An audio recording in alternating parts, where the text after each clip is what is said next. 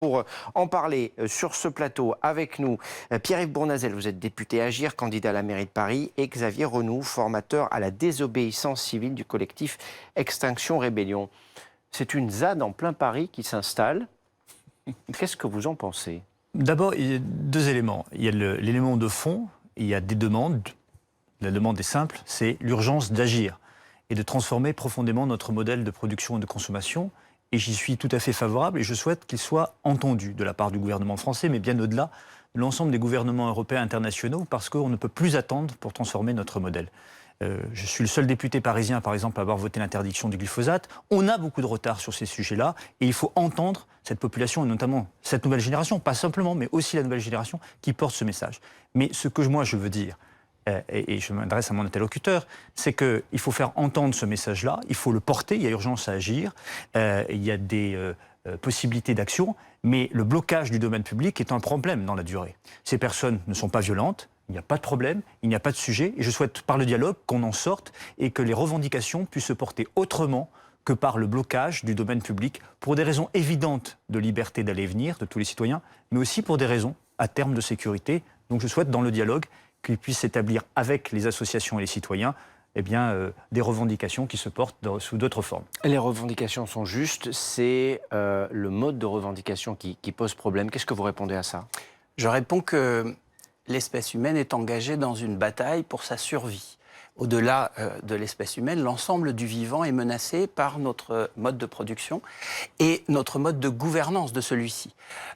Si les autres moyens d'action, de protestation avaient la moindre efficacité, bien entendu que non seulement nous y serions attachés, mais en plus, des changements radicaux se seraient déjà produits. J'entends beaucoup de gens dire « ça n'est pas la bonne manière ». J'entends assez peu de gens nous dire « quelle est la bonne manière ». Faut-il voter ? Faut-il croire à ce président mort il y a peu qui disait la maison brûle et nous regardons ailleurs, et qui lui-même était le premier à regarder ailleurs? Fallait-il suivre ce président qui disait mon ennemi c'est la finance? La finance est derrière l'ensemble des multinationales, une centaine dans le monde, qui produisent 70% des gaz à effet de serre, donc qui nous condamnent à mort à brève échéance. Eh bien, ce président ne s'est pas attaqué à la finance. Et les présidents qui se succèdent et les hommes et femmes politiques qui se succèdent dans leurs familles respectives continuent de nous envoyer des éléments de langage qui nous brossent dans le sens du poil, mais se gardent bien d'arrêter cette machine devenue folle. On est toujours en train de grignoter les dernières terres agricoles, on est toujours en train d'augmenter la consommation de pesticides. Lubrizol est à son 4e accident. En 2013, un nuage s'est dégagé jusqu'en Belgique, le même scénario, quasiment un peu moins grave. Elle avait été condamnée, cette usine, à 4 000 €. 4 000 €. Pardon, mais les hommes politiques sont responsables, vous le dites, de la situation actuelle. Nous votons pour les hommes politiques, donc nous sommes responsables de leurs actions ou de leur manque d'action. C'est vous le responsable, vous n'en faites pas assez, le vote ça ne sert plus à rien, c'est ce que dit monsieur, vous êtes d'accord? Oui, je pense, puisque j'ai pu produire des votes ou dire un certain nombre de choses, je pense que nous n'allons pas assez loin. Il y a urgence à agir, ça c'est une réalité. Si on veut transformer notre modèle, ça veut dire qu'il faut changer notre modèle de production agricole, notre modèle industriel aussi. Et ça nécessite de remettre en cause aussi des acquis, des habitudes. Et c'est pas simple, je le comprends pour les gouvernants. Mais il faut le faire. Et il faut poser des actes. Et c'est ce qui est attendu par la population. Et c'est porté. Et donc ce message, il est reçu 5 sur 5 par un certain nombre d'élus et de parlementaires, avec Mathieu Orphelin, avec d'autres. C'est ce que dit monsieur, il a raison. Mais rien ne change parce que les choses sont compliquées, semble-t-il. Et nous, on pousse aussi à notre modeste échelle comme simple député. Mais ce que je veux dire là aussi, c'est que pour convaincre, il y a le porte-à-porte, il y a des forums, il y a des manifestations, mais le blocage du domaine public, je ne peux pas l'accepter. Comme élu responsable de Paris, je vous explique pourquoi en une seconde. Du domaine privé. Comme le supermarché Place d'Italie par Extinction Rebellion il y a quelques jours. C'est à vous de mener vos actions librement. Mais sur le domaine public, je dis qu'il y a des questions évidemment de sécurité, il y a des questions de liberté d'aller et venir qui sont essentielles.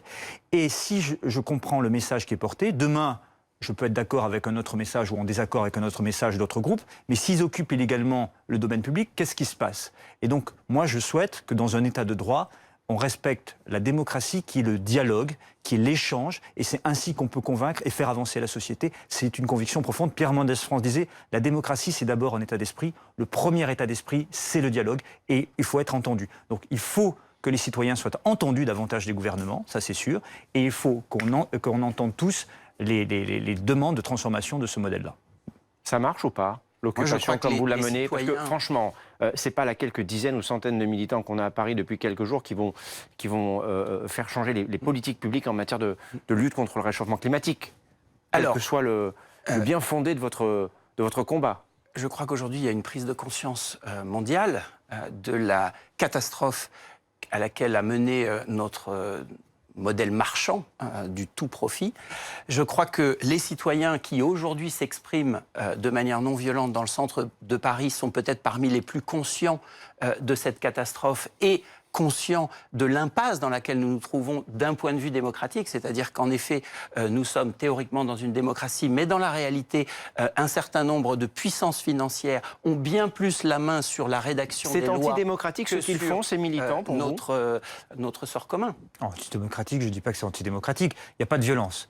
Et je souhaite qu'il n'y en ait pas. Mais attention, je dis aussi une chose, quand on est dans le domaine public avec des gens qui militent pour une bonne cause, en occupant le domaine public, ils peuvent donner aussi des idées à d'autres personnes qui pourraient être beaucoup plus violentes. Et ça, comme élu de la République, je ne peux pas évidemment le cautionner. Vous pouvez générer la violence? Parce que c'est ce qui est sous-entendu ici. Hein.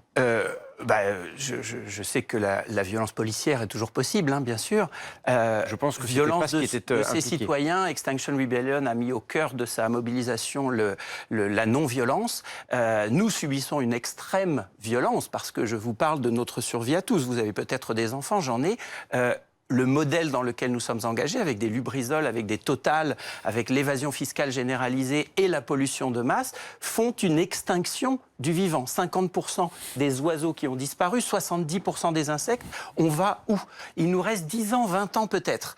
À quel moment allons-nous ouvrir les yeux et cesser, d'une part, de culpabiliser les citoyens qui osent enfin dire non, dire stop, dire nous allons tous mourir, en nous reprochant de ne pas faire assez de petits gestes pendant qu'encore une fois, une centaine de firmes multinationales, parmi celles qui payent la publicité de ce type de médias, eh bien, produisent les 3/4 des émissions de gaz à effet de serre, les 3/4 des émissions de gaz à effet de serre, avec le soutien d'une grande partie de la classe politique. Si je suis d'accord avec la méthode, sur le fond, en tout cas, je souhaite que le message soit entendu de la part des gouvernements, notamment européens, mais pas simplement, parce que s'il n'y a pas cette prise de conscience, s'il n'y a pas cette volonté de transformer nos modèles, eh bien on va aller vers une société de plus en plus justement bloquée, parce qu'il y avoir un décalage très fort entre les attentes des citoyens qui veulent cette transformation de notre modèle et évidemment des gouvernants qui apparaissent complètement décalés par rapport à l'urgence d'agir. Donc il est important, pour éviter justement la désobéissance civile, qu'il y ait des actes forts qui soient posés. Il faut rappeler que la démocratie pour autant, émane de je la ne rue cautionnerai pas, et de la quelle que soit la cause qui soit défendue, l'occupation du domaine public. Le droit de manifester était à l'origine une désobéissance civile. Les gens n'avaient pas le droit de manifester. Ils ont manifesté, ils se sont fait réprimer, et puis ils ont gagné le droit de manifester, droit fondamental. Pareil pour le droit de grève, pareil pour le droit de vote des femmes, qui avant de passer par la loi a été le fait des suffragettes, et d'un certain nombre d'autres. Xavier Renou, en quelques mots, est-ce que ces actions en plein cœur de Paris vont se poursuivre? Parce que le débat était en cours il y a encore quelques minutes, on a pu le voir en direct sur notre antenne. Croyez-vous que nous soyons simplement dans une Je ne crois forme pas, je vous pose la question, de loisir? Non, je vous parle d'un risque de mort. Donc elles vont se poursuivre, c'est ce que vous dites. De l'espèce humaine, du vivant et de nous tous, pour ce qui est de nos enfants. Vous allez vous rapprocher des Gilets jaunes ou pas?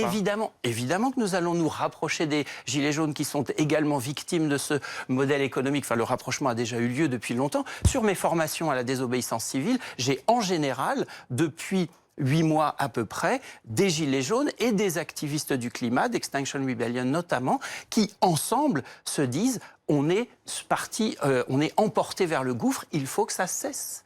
En quelques mots, le mot de la fin, Pierre-Yves Bournazel. Moi, tout simplement, le dialogue, des avancées, des solutions très concrètes que les gouvernants doivent comprendre et mettre en œuvre rapidement pour entendre le message, mais non à la désobéissance civile et non au blocage de Paris et de manière générale du domaine public. Merci à tous les deux d'être venus nous expliquer tout cela sur ce plateau.